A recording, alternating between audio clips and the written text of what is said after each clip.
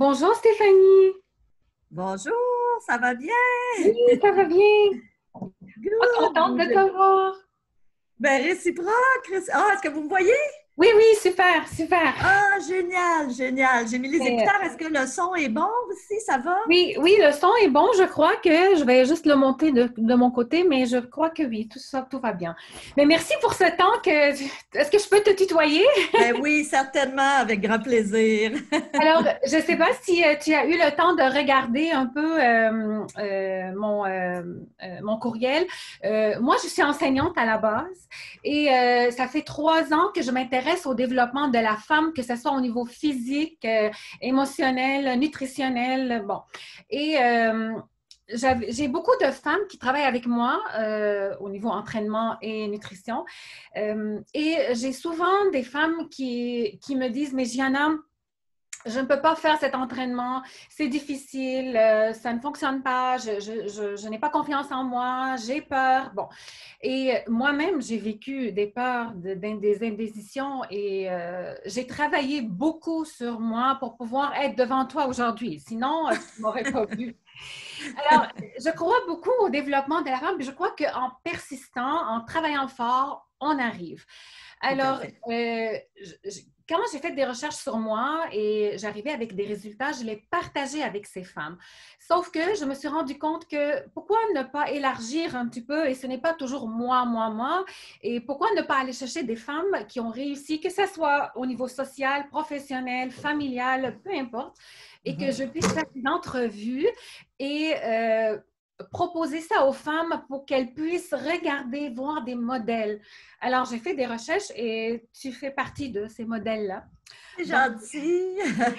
c'est pour ça que je voulais, et j'aurais aimé faire l'entrevue aussi en présentiel, mais là, je comprends aussi ton emploi du temps, mais j'aimerais un jour peut-être aller prendre un café avec toi, là. Ça, Oui. Et dans quelle région, Diana? moi, je suis à Est-ce que c'est Vaudreuil. Gianna? Ah, Oui, t'es à Vaudreuil. OK. Puis je prononce bien ton nom, Gianna? oui, tu prononces bien mon nom. C'est Gianna. Excellent. OK. Alors, moi, je suis à Saint-Sauveur maintenant, dans les Laurentides. Ah, wow, une belle J'ai place. été 45 ans de ma vie à Laval, donc puis je connais bien Vaudreuil, mais là maintenant, on a emménagé ici, ça fait un an. Mon petit garçon est dans l'équipe de compétition en ski, alors on est Ah, près de la montagne. Là, j'ai la vue sur la montagne. S'il y avait des skieurs, là, je les verrais descendre en ce moment. ah, c'est fun, wow, c'est bien.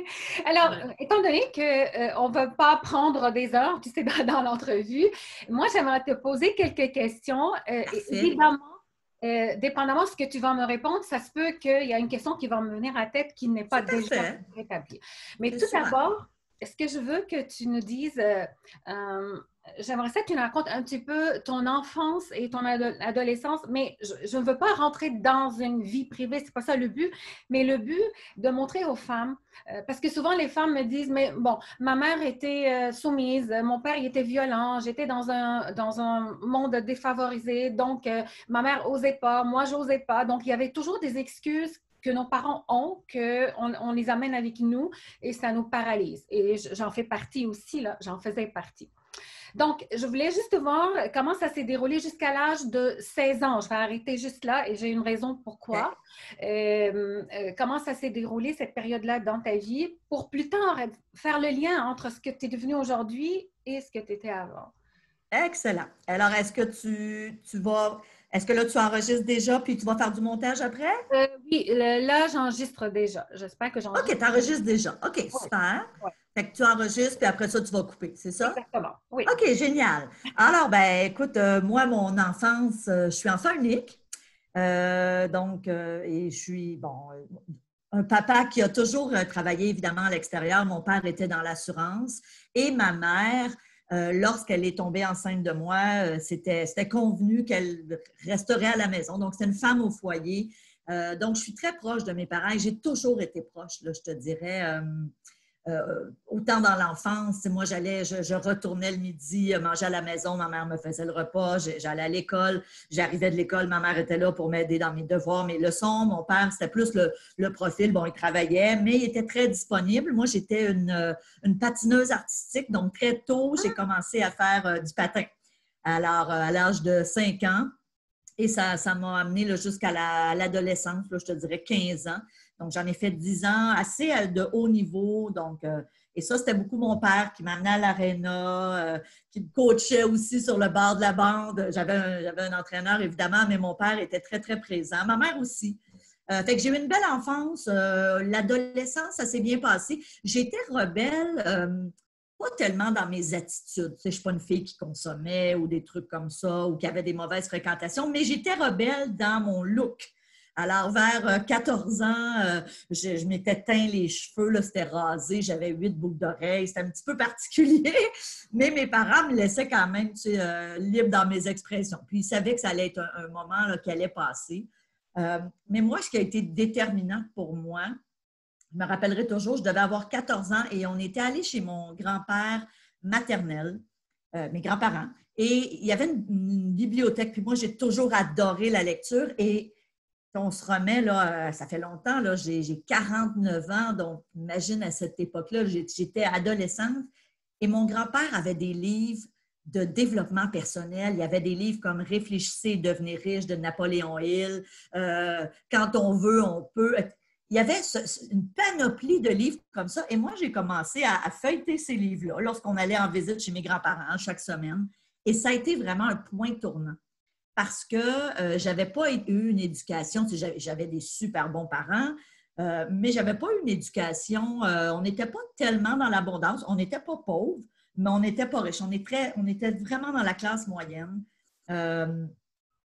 Et je n'avais pas eu une éducation où on m'avait appris que quand tu veux quelque chose dans la vie, ben, tu peux décider de le programmer, puis ça va. En tout cas, moi, je crois à ça aujourd'hui, puis c'est ce que j'ai fait toute ma vie, puis ça fonctionne, puis je l'ai enseigné. Mais je n'avais pas cette éducation-là. Mes parents n'étaient pas du tout là-dedans.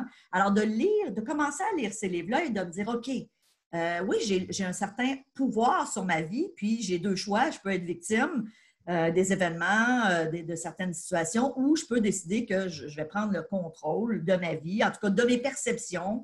Ça, pour moi, ça a été déterminant parce que je n'avais pas nécessairement eu une éducation comme ça. Mais ça, c'est à 14 ans que tu as eu ces réflexions-là. Oui, à 14 ans. Oui, à 14 ans. Et moi, c'est drôle parce que ma mère, on fait souvent des blagues. On est déménagé. Moi, ma grand-mère paternelle est décédée quand j'avais 9 ans. Mon père a eu un petit héritage à l'époque, mais qui nous a permis d'acheter une maison. On avait toujours été en appartement et là, à cette époque-là, mon père, avec son héritage, a acheté une maison dans un beau secteur. Nous, on était au Québec, mais évidemment, mais dans la ville de Laval, dans un beau secteur. Et on avait la plus petite maison des grosses maisons. Et ma mère, qui était très fière, est encore fière aujourd'hui, elle disait toujours, Stéphanie, on vit dans un beau secteur. Mais la réalité, là, si on se dit les vraies choses, on était les plus pauvres du secteur. Mais c'était correct, je manquais de rien. Tu sais, je suis allée à l'école privée. Comment ça s'est déroulé? Tu étais toujours en école privée, c'est ça? Mais, pas au primaire. Non, au primaire, j'allais à l'école du quartier. Et quand je suis arrivée au secondaire, mon père, en 6e année, là, tu sais, quand c'est le temps de faire les examens, moi, je ne voulais pas du tout aller au privé. Et mon père, il avait été intelligent. Il m'avait dit, Stéphanie, fais quelque chose. Il dit, va faire les examens et si tu es accepté, tu décideras. Puis si tu n'es pas accepté, tu iras à l'école secondaire publique. Mais mon père savait que mon ego allait être flatté. Évidemment, j'ai fait 2 examens dans deux écoles privées distinctes, puis j'ai été acceptée dans les 2. Donc, je suis allée. Je suis allée à l'école privée. Puis c'est drôle parce que j'ai fait secondaire 1 et secondaire 2 et je n'ai pas aimé ça du tout. J'aimais pas les gens. Écoute, c'était dans ma perception de l'époque, on s'entend. Et finalement, en secondaire 3, je suis retournée au public, mais j'ai toujours été une fille disciplinée. Ça allait bien à l'école. Donc, j'allais dans une école où on pouvait apprendre par nous-mêmes. C'était une école, ils appelaient ça modulaire. Donc, on faisait des modules. Si bien que j'ai fait secondaire 3, 4, 5 en 2 ans parce que moi, j'avançais rapidement puis j'étais motivée. Donc, l'école privée m'a servi. Hein. On s'entend au privé. À l'époque, on faisait du latin. On avait beaucoup de devoirs, beaucoup de leçons. Alors, en arrivant au public, là, wow! Alors, ça a été un beau parcours. Ah, super. Et c'est ça. Le cégep et l'université, comment c'est ça? Tu es allée à l'université? Ouais. Non, moi, je suis allée à l'université, oui. Mais encore là, moi, j'ai toujours... C'est drôle, hein, mais l'éducation que j'ai eue, sans que ça soit une éducation parfaite, loin de là, mais mes parents m'ont transmis quelque chose, c'est la confiance en moi. moi, mes parents, que ce soit au patin, que ce soit à l'école, combien de fois là, j'ai des souvenirs d'entendre ma mère avec ses amis parler des réussites de Stéphanie, puis qu'elle était donc fière, puis que j'étais donc la meilleure, puis la plus belle, et mon père aussi.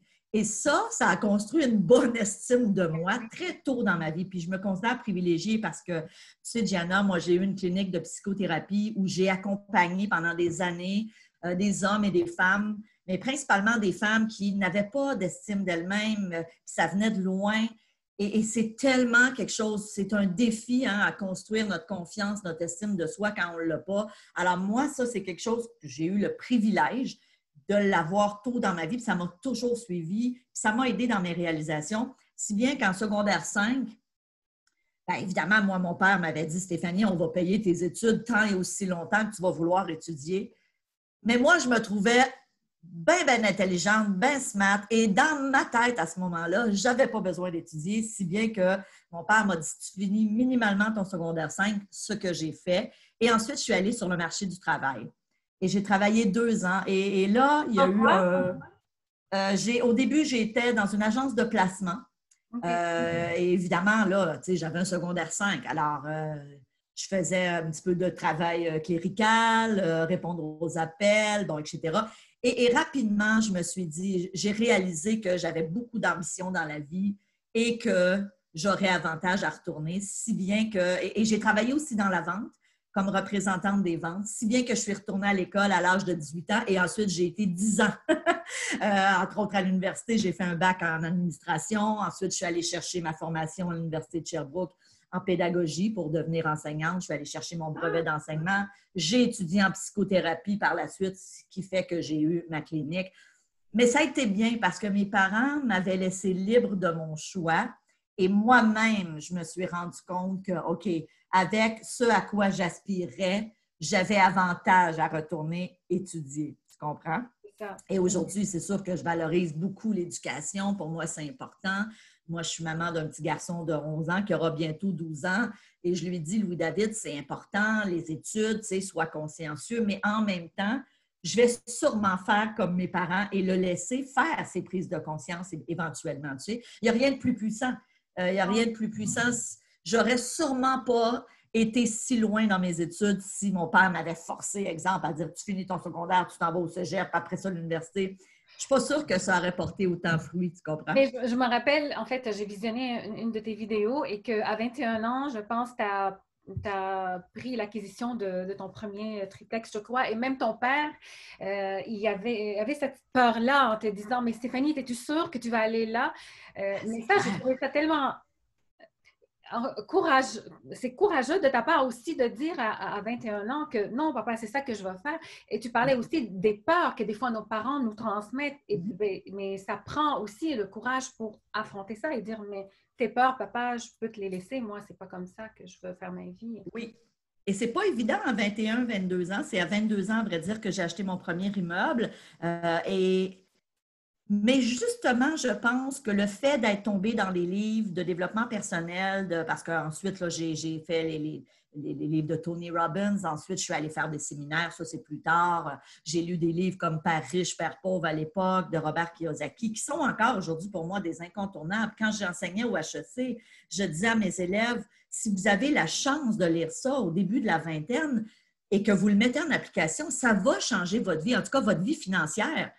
Et il y a plein d'autres livres. Moi, j'étais une enseignante au HEC. Tu sais, oui, j'enseignais mon cours, mais en même temps, je leur suggérais plein de lectures. J'arrivais toujours avec des nouveaux ouvrages parce que je savais que moi, ça avait changé ma vie. Et là, mon garçon est jeune en ce moment, il a 11 ans, il est plus dans les bandes dessinées, mais tu peux être certaine que c'est clair que moi, je vais souhaiter qu'il fasse des séminaires comme je l'ai fait. Et depuis qu'il est jeune, il vient à mes événements. Bon, depuis 4 ans, je suis plus en immobilier, j'enseigne l'immobilier, mais avant, j'ai fait des conférences, des séminaires en développement personnel et Louis-David venait sur la scène, il venait me présenter, il venait assister aux journées. Donc, très tôt dans sa vie, lui aussi, tu sais, je me dis, enregistrer ces choses-là qu'on est responsable de notre destinée, puis on est responsable aussi de notre réaction face aux événements.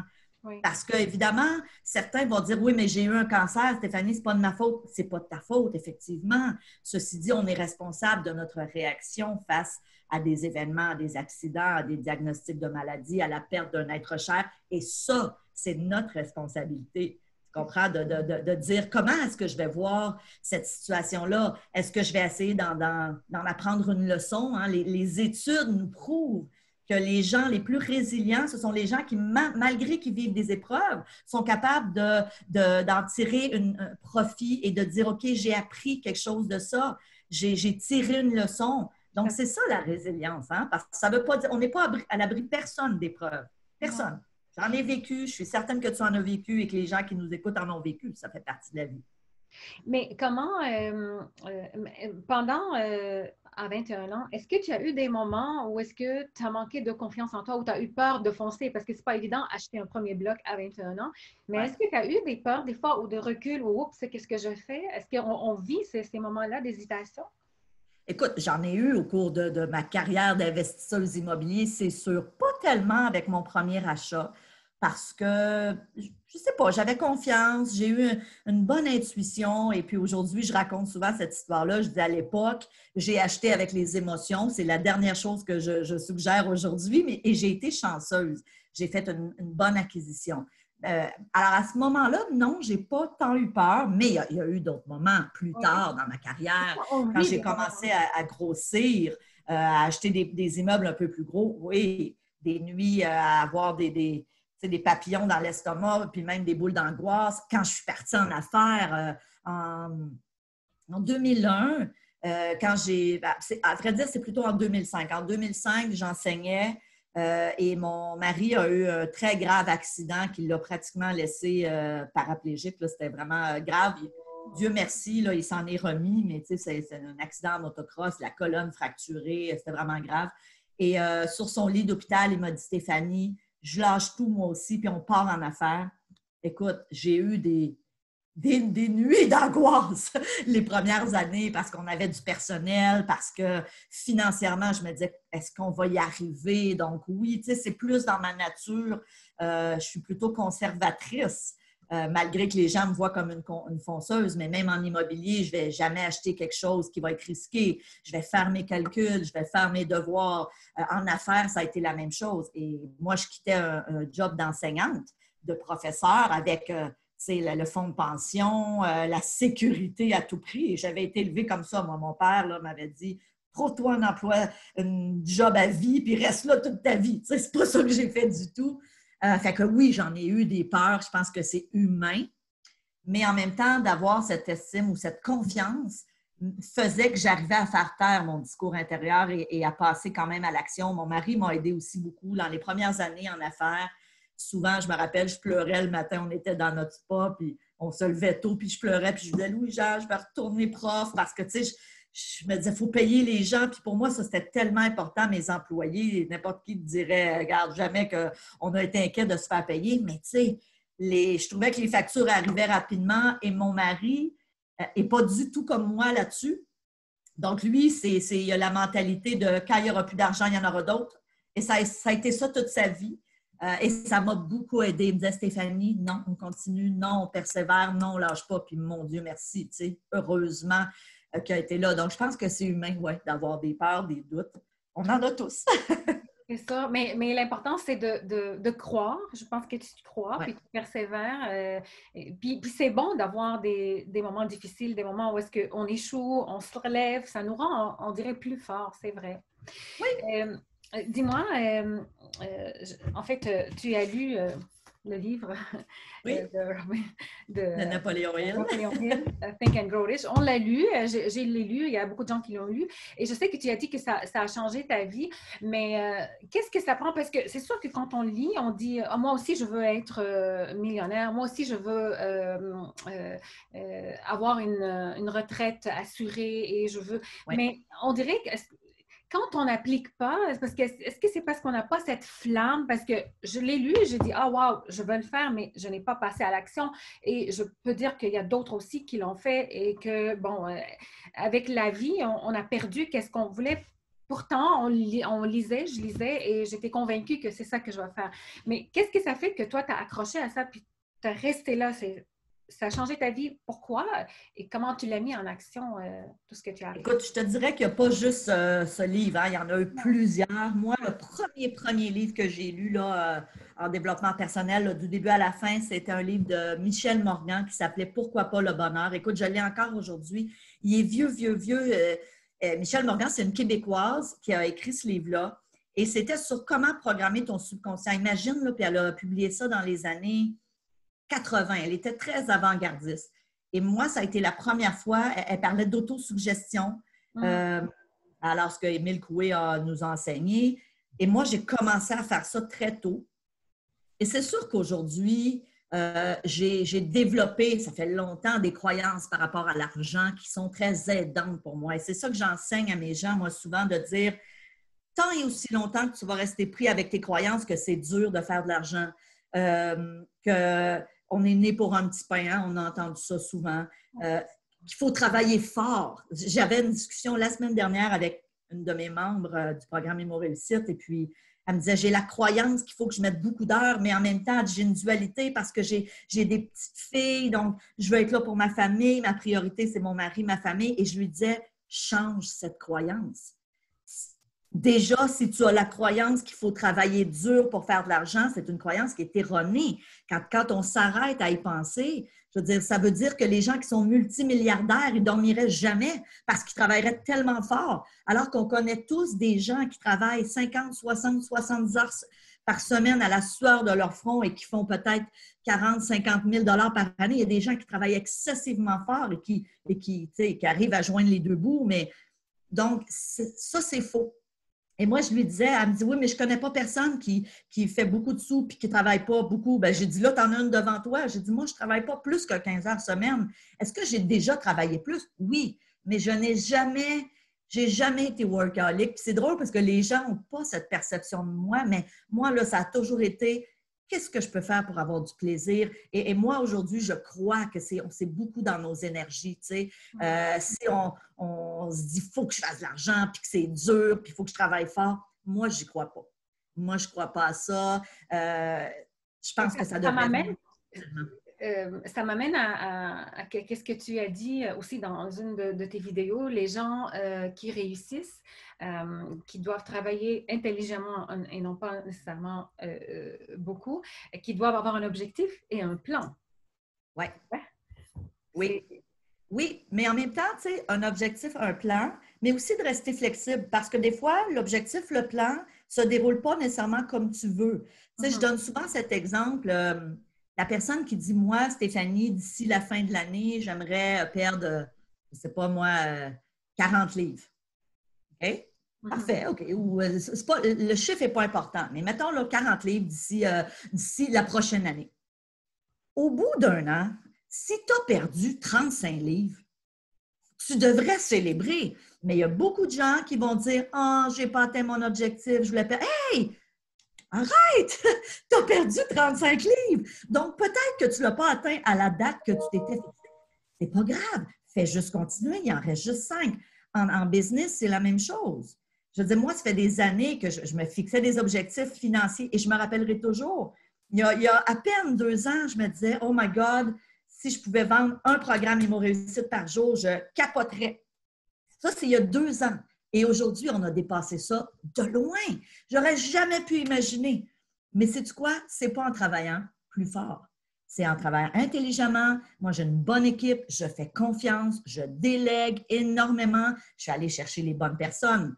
Hein, des gens qui ont mes forces que moi, je n'ai pas. Je ne fais pas de micro-management, tu comprends? Des fois, il y a des gens qui me disent, Stéphanie, devrais mettre des photos sur Facebook. Est-ce que tu peux croire, Gianna, que je ne suis pas capable de mettre une photo sur Facebook?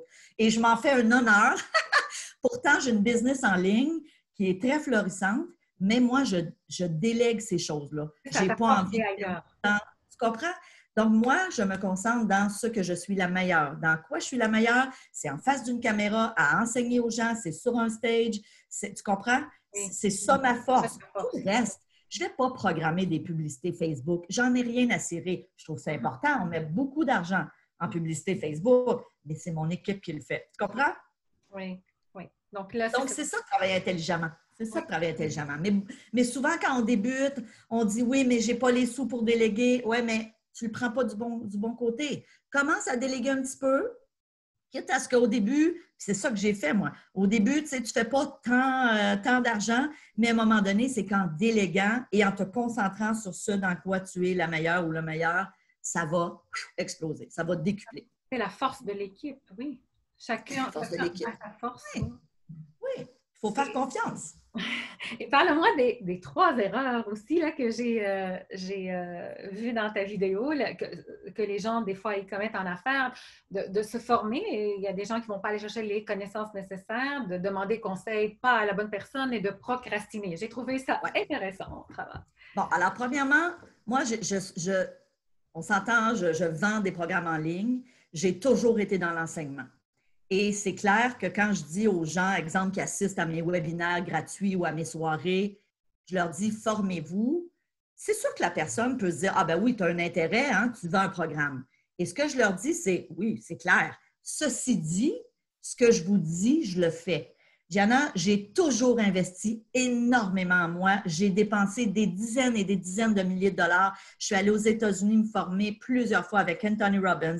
J'ai fait toutes les formations de T. Harv Eker à l'époque, donc Train the Trainer, Millionaire Mind. J'ai tout fait ces formations-là. Encore aujourd'hui, je continue à me former parce que je me dis, je dois me nourrir si je veux être capable de redonner. Et moi, j'y crois. Quand j'ai commencé à investir en immobilier il y a plus de 25 ans, j'ai acheté mon premier 3 appartements à Montréal à 22 ans.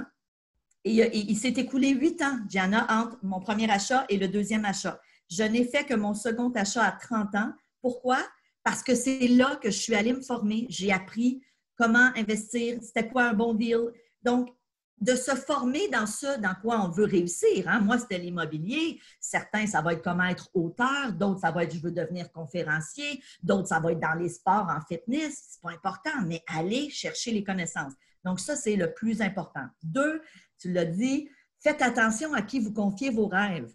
Donc, moi, c'est dans l'immobilier, je dis toujours à mes membres, si tu te confies à ta collègue au bureau qui a déjà eu un triplex et que ça a été l'enfer et qu'elle a vendu parce qu'elle s'est arraché les cheveux parce qu'elle avait des mauvais locataires, des mauvais payeurs, 8 chats dans un appartement, tu ne te confies pas à la bonne personne. Manifestement, elle n'a pas réussi. Ça ne veut pas dire que ce n'est pas une bonne personne, mais tu ne te confies pas à la bonne personne pour réussir en immobilier. Si ça ne va pas bien dans ta vie de couple, confie-toi pas à ta meilleure amie qui s'est divorcée 4 fois, parce que manifestement, c'est ça qu'elle va te suggérer de te divorcer. Parle à des gens qui sont heureux en couple depuis des années. Ils ont des secrets, ils ont des recettes. Puis c'est pas vrai que c'est toujours rose dans le couple. C'est pas vrai que c'est toujours facile, mais tu veux apprendre de ces gens-là qui ont une réussite dans le domaine où tu veux réussir. Moi, quand j'ai voulu écrire, à l'époque, j'ai commencé à écrire un premier livre en 2005, puis j'en ai écrit plusieurs. Je me suis assise avec Alain Sanson. Il y a sûrement des gens qui le connaissent. Alain Sanson a dû écrire là, dans sa vie, puis c'est un gars là, qui est dans le début de la cinquantaine, à peu près 120, 130 livres. Est-ce que tu as pensé 120 livres? Mais je me suis dit, je vais aller voir le meilleur. Lui, là, il a du succès comme auteur. C'est lui de qui je veux prendre des conseils. Quand j'ai voulu être conférencière, je suis allée m'asseoir avec les meilleurs conférenciers. Je les ai invités à prendre un café, à aller luncher. Ils m'ont donné leurs trucs. Ces gens-là connaissent les stratégies, quoi faire et quoi ne pas faire aussi. Alors, ça, c'est vraiment important de faire attention à qui tu confies tes rêves, apprendre des meilleurs aussi dans leur domaine respectif. Et évidemment, souvent, quand on met en application le 1 et le 2, donc la formation et s'entourer de personnes qui ont réussi, souvent, le 3, donc la procrastination, elle va prendre le bord parce que on va être motivé. Quand tu es entouré, moi, la première fois que je suis rentrée dans une classe en immobilier, là, je te le dis, là, j'avais 30 ans et moi, j'étais investisseuse immobilier dans ma tête. Je me suis toujours trouvée... j'ai toujours eu beaucoup confiance. Fait que je me disais, moi, je suis investisseuse. Mais on s'entend, là, je suis rentrée là, mais il y avait des gens qui avaient 8, 10, 15, 20, 100, 200 appartements. Moi, j'avais mon triplex, puis j'étais très fière de ça, puis c'était bien correct. Mais je me suis dit, waouh, je suis à ma place et ça m'a inspirée. J'ai eu des discussions avec des personnes qui était plus jeune que moi-même et qui avait déjà plus d'actifs. Et je me suis dit, wow, si elle ou si lui est capable, moi aussi, je peux le faire. Et ça, c'est inspirant. Et ça m'a justement évité de procrastiner. Et je pense que 3 mois après, j'achetais mon premier 8 appartements et ensuite, ça a déboulé. J'ai jamais arrêté de faire des acquisitions parce que j'étais entourée de gens qui étaient passionnés, qui me donnaient des bons conseils, qui avaient eu du succès en immobilier et je me formais. Donc, pour moi, ça, c'est une des façons de ne pas procrastiner. Tu le sais, toi, tu es dans l'activité physique. Les gens qui veulent se remettre en forme, tu sais, oui, tu peux décider de le faire tout seul chez toi, mais souvent, si tu as un entraîneur avec qui tu as 3 rendez-vous par semaine, on se voit lundi, mardi, puis jeudi au gym à 11 h. Bon, en ce moment, c'est un petit peu plus difficile, mais tu vas être là, tu vas y aller. En tout cas, tu augmentes tes chances de persévérer. Mais si tu le fais par toi-même, ça se peut que tu te démotives, ça se peut, tu comprends? Non, mais Donc, moi, c'est un je petit vois peu des plus. résultats avec des gens que je suis. Ben Là, la oui, première chose, vont me dire, les gens ont besoin de quelqu'un qui les tient. C'est vrai, des fois, les femmes vont me dire, est-ce que tu vas être là? Est-ce que tu vas me... Mais oui, à chaque matin, moi, je prends des nouvelles oui, de mes participantes et je les aide et je vois un résultat quand tu les suis. Hein, elles sentent en sécurité. Ouais. c'est sûr, c'est sûr. Et ton mot qui m'a aussi frappé, analyse égale paralyse. Paralyse. Ouais. Et ça, c'est vrai que moi, j'étais comme ça et je prenais le temps. OK, je pense et je pense et je pense. Et bon, finalement, je ne passais pas à l'action. C'est ça qui arrive. Oui, j'ai une conférence, moi, qui s'appelle comme ça, l'analyse-paralyse. Puis souvent, l'exemple que je donne, c'est, entre autres en immobilier, il y a des gens que je rencontre et ça fait 5 ans, 10 ans que je les côtoie dans des soirées. Et ça fait 5 ans ou 10 ans qu'ils me disent, Stéphanie, je regarde, j'analyse le marché. Non, non, mais c'est parce qu'à un moment donné, il faut que tu passes à l'action. Fais une offre d'achat, fais quelque chose parce qu'effectivement, l'analyse paralyse. Et il y a des gens comme ça qui sont continuellement dans leur tête et qui sont juste en train d'analyser, mais malheureusement, qui vont procrastiner. Donc, à un moment donné, il faut dire, OK, qu'est-ce que je peux faire de différent? J'ai suffisamment analysé. Maintenant, ça va être quoi la prochaine étape pour me permettre de passer à l'action? Stéphanie, ma dernière question, j'aimerais ça si tu peux, peut-être que si tu peux nous donner, en fait, donner aux femmes un conseil pour les aider à avoir plus de courage, à persévérer, à croire en elles, euh, pour faire ce qu'elles veulent, parce que souvent, elles sont paralysées par cette peur, par cette manque de confiance, par Ouais. tout ce bagage-là qui traîne aussi là de loin. Moi, je vais te dire souvent, du temps où j'avais ma clinique, puis même après, quand j'ai commencé à faire des formations sur le web en développement personnel, je posais, et même quand j'enseignais au HEC, puis ça fait longtemps, et mes étudiants, on s'entend à l'époque, là, étaient au baccalauréat ou encore à la maîtrise en marketing. Et c'était pas rare que j'avais des élèves qui venaient me voir en me disant, Stéphanie, dans quoi tu me suggères d'aller pour faire de l'argent? On s'entend, c'était des élèves en marketing, donc ils aspiraient à bien gagner leur vie financièrement. Et je disais toujours la même chose. Je disais, tu ne te poses pas la bonne question. Pose-toi la question, qu'est-ce qui t'allume? Qu'est-ce qui te fait triper? Qu'est-ce qui te fait vibrer? Et va-t'en là-dedans. Parce que ça, c'est le même exemple que si je te dis, c'est quoi ta passion? Ah, ma passion, c'est le golf. Bon, ben si là, demain matin, je te dis, on a une game de golf et on a un départ à 7h10, là, on s'entend que là, fort probablement que tu n'auras même pas besoin de mettre de cadran. Tu vas être excité, tu vas avoir hâte parce que tu aimes ça. Alors que si je te dis, bon là, demain matin, là, on met ton cadran à 6h30 parce qu'on doit faire le ménage des armoires puis que tu n'aimes pas faire le ménage des armoires, on s'entend quand on a une passion, quelque chose qui nous fait vibrer, souvent, on va avoir cet élan de dire, OK, je vais passer à l'action, je vais être plus capable de faire taire mes peurs. Et pour moi, j'ai fait l'inventaire de mes valeurs, ça fait longtemps et je les refais fréquemment parce que pour moi, c'est les valeurs qu'on a qui drivent notre vie, qui nous dirigent. Et pour moi, la valeur numéro 1, c'est le plaisir. Donc, Gianna, à chaque fois que j'entreprends un projet, je me dis, est-ce que je vais avoir du fun? Ça va-tu être plaisant? Est-ce que j'ai envie de travailler avec cette personne-là? Est-ce que j'ai envie de faire ce projet-là? Et ça fait 2 ans avec mon équipe, et même je suis dans un mastermind avec d'autres web entrepreneurs, des gens qui gagnent leur vie sur Internet. Et ils me disaient, Stéphanie, tu devrais offrir un coaching individuel. Tu ferais bien plus d'argent. Je dis, oui, je ferais plus d'argent, mais ça ne me tente pas. Ça ne me tente pas. Donc, je ne le ferai pas. Tu comprends? Je n'aurai pas de plaisir. Je le sais qu'à chaque fois que ça va être le temps de faire un coaching, autant que j'aime mes membres, mais moi, j'ai envie de donner plus à la communauté en général, continuer à me former, continuer à faire des vidéos pour bonifier ma plateforme. Quand je suis en 1 à 1, oui, j'ai l'impression que j'aide, mais tu sais, on s'entend, j'ai plus de 2000 membres. C'est impossible de faire du 1 à 1 à 2000 membres. Donc, moi, aujourd'hui, d'écouter, c'est quoi qui te fait vibrer? Et je te le dis, je pense que toi, tu es sur ton X, mais c'est ça qui fait qu'on a des résultats. C'est ça qui fait qu'on réussit. Si tous les matins de ta vie, tu te lèves et que tu as du fun à aller travailler, ben dis-toi une chose, c'est comme si tu ne travaillais plus. Pourquoi les gens comptent les jours, les dodos avant la retraite? C'est parce qu'ils n'ont pas de fun. Mais ce n'est pas une vie, ça, de compter les dodos avant la retraite. Voyons donc. Tu comprends? Donc, moi, mon petit garçon, on s'entend, là, j'ai beaucoup de parents autour de moi et disent j'aimerais ça que mon fils soit notaire, avocat, médecin. Moi, je dis j'aimerais ça que mon fils fasse ce qu'il aime. Donc, tu comprends? Oui. Je m'en fous qu'il soit médecin, notaire, avocat, plombier, professeur d'éducation physique. S'il fait ce qu'il aime, il va être heureux, je vais être heureuse. Et moi, là, quand j'avais été étudiante en psychothérapie, je me rappellerai toujours, il y a des gens dans mon entourage qui disaient « Voyons donc, tu ne feras jamais d'argent avec ça, la psychothérapie. » Et je leur avais dit « Je sais que je vais bien gagner ma vie parce que ça va me faire triper. » Et ça m'a amené à faire de la télé, ça m'a amené à faire de la radio, ça m'a amené à écrire des livres, ça m'a amené à faire des conférences un petit peu partout, même jusqu'en France. Donc, oui, ça a été, mais c'était ma passion, tu comprends? Oui.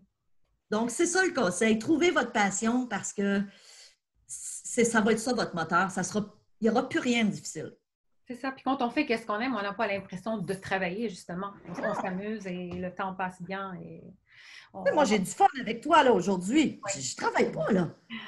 Après, j'ai du plaisir, j'aime redonner. J'espère que les gens qui nous écoutent vont en retirer quelque chose d'intéressant. Donc.